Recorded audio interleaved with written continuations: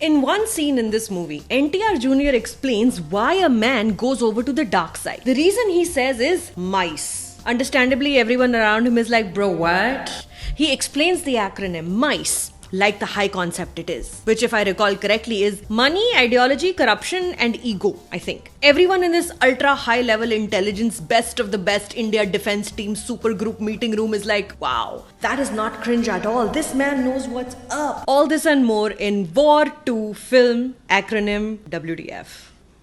From a story written by YRF main man Aditya Chopra himself, Sridhar Raghavan generates a screenplay that travels between tones with as much enthusiasm as Kabir travels between borders. Engaged and excited, you happily ride along for a long time too, seeing a bare-chested Vikram fly through stormy winds hanging onto a chopper without blinking, infiltrating a pirate ship, casually dancing to a song that claims that he is the shaitan is exhilarating, if silly. Kabir's introduction scene is just as enjoyable. At the aforementioned Japanese temple, Ritik's pompadour enters the frame before he does. The slow motion foundation shade reveal is what can only be described as terracotta pink on his face. The CGI wolf is not fooling a single person, but look at him fly through the air as one does and shoot the evil mob boss through the windshield of his own helicopter.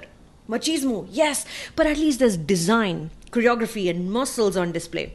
And Hrithik Roshan speaking Japanese is, titillating. Then there's also the secret knowledge that a dance-off between Kabir and Vikram is imminent, which is also its own kind of exciting. You know all the super spies in this universe can't shake a leg. Black Bag could never. To give credit where it is due, this guy is not a kajal-wearing Muslim with a topi and a taweez. The bar for action films in mainstream Hindi cinema is so low that not having Pakistan be the root of Kabir's problems and the subject of his ire feels like a step towards Hindi cinema declaring the need for immediate world peace. Almost as soon as these calming thoughts begin to cross your mind though, a character says, India first.